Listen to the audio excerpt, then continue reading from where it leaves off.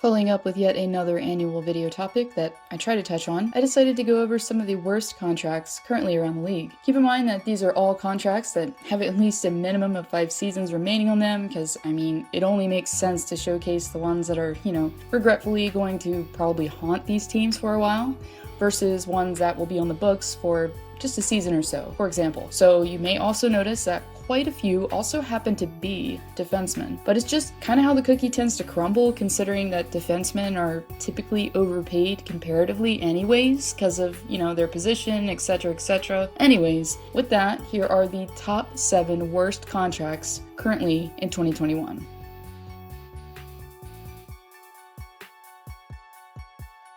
So obviously having TROUBA here at the bottom says that his contract isn't the worst, but it's also not the greatest either. After having a breakout season in which he recorded an impressive 50 points in a full season's play, TROUBA moved to the Big Apple with much expectation for an AAV of $8 million. But unfortunately, number 8 wasn't exactly able to have the debut season with the Rangers that he probably wanted, as TROUBA was only able to register 27 points in 70 games played last season. And while offense is definitely a known part of his game, I do have to hand it to the guy though, because he did block 128 shots during the 2019-2020 season, which is pretty freaking impressive. So he obviously was contributing, but it's hard to believe that the team brought him in on the pretense that he was only going to be a defensive defenseman though, either. Currently looking for his first goal after 13 games played, number 8 has only managed to notch a couple apples thus far. While the team hasn't been the greatest as a whole, having a full no move here until 2024 and with a contract with nearly the same AAV as Alex freaking Petrangelo's, definitely not a deal in my opinion that levels out in this case.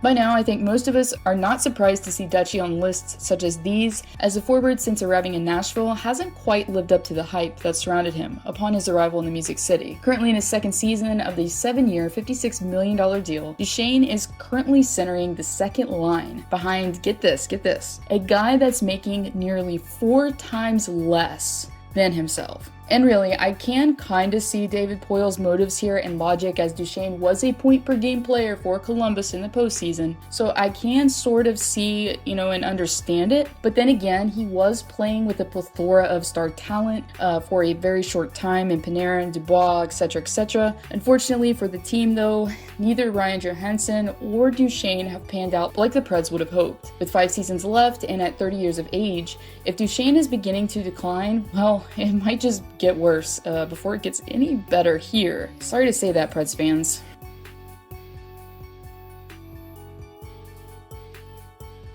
I can remember a while back hearing how underrated Marc-Édouard VLASIC was, as back before cashing in on an 8-year, $56 million contract, the defenseman was known to be a stable force on the Sharks' blue line, while also contributing offensively. And really, the season directly after re-upping with his team, he wasn't bad at all, as the defenseman had 32 points in 81 games played throughout the 2017-18 season. But unfortunately, after that, VLASIC began to decline gradually. With 15 points in 70 games played last season, VLASIC has also had his struggles in the defensive end as well, which hasn't helped his case for remaining in the top first or even second pairing. Currently on the bottom pair in the Sharks lineup, number 44 has 2 points in 13 games played and remains completely exempt from both power play units. Not exactly what you want to see as a fan when you know this guy's making, $7.25 million in this season alone. To top it off, VLASIC also has a full no-move clause effective until 2023 on that contract as well.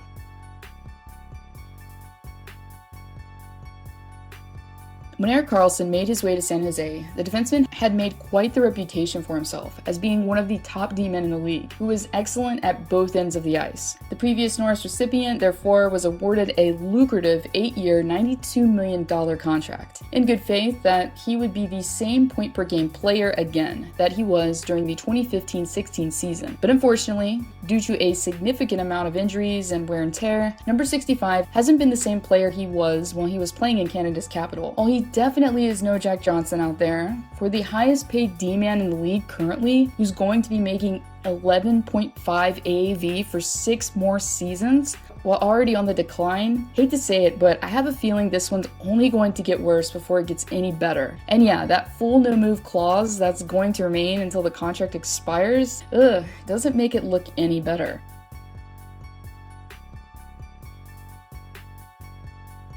Similarly to Brent Seabrook, who was also a part of a previous dynasty, Drew Doughty was given a contract due to what he had done already for the franchise and what he had accomplished, as at the time he had just put up 60 points in 82 games played. So for an offensive defenseman, that's definitely promising. And if the contract itself was more front-loaded, maybe it wouldn't be so terrible. But let's be real here, guys. This guy's going to be making $11 million for 6 more seasons, and he's currently 31 years old. Not saying that he doesn't deserve some respect because he's won multiple cups for the team, but looking at a deal like this, it's impossible to believe that it's going to get any better from here. One good thing though about the deal itself is that in 2023 the full no move turns into a modified no trade clause. So if he isn't worth it to them at that point, moving him out of the City of Angels is a definite possibility.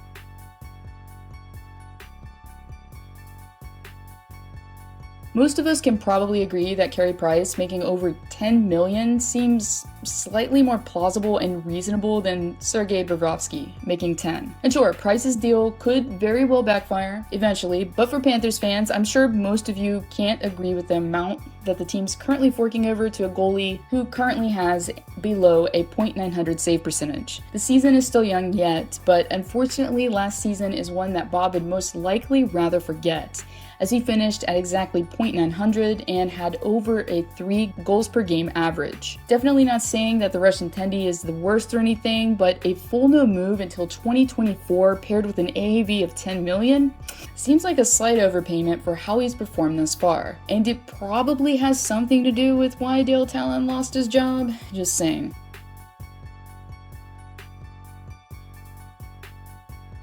When Skinner was brought into Buffalo, it was with the expectation that he would be one of the key contributing players in the Sabres' success offensively, alongside Jack Eichel. And really, Skinner had an off year comparatively before arriving in New York, but was still able to elevate his game in his first season with his new team, while notching an impressive 40 goals. But as time has went on, number 53 hasn't worked out like the Sabres would have hoped, as he was only able to record 23 points in 59 games played, while struggling to remain at times in the top 6. Currently in his second season of his 8-year, $72 million contract, Skinner, after 10 games played thus far, is still looking for his first goal. Another downside to the deal is that besides this season, Skinner has 6 more to play out with an $9 million AAV and a full no move clause until the contract expires. So while Taylor Hall could work out and want to stay with the team, it's not going to be easy for GM Kevin Adams to orchestrate such a deal with something like this and Okposo's contract still on the books.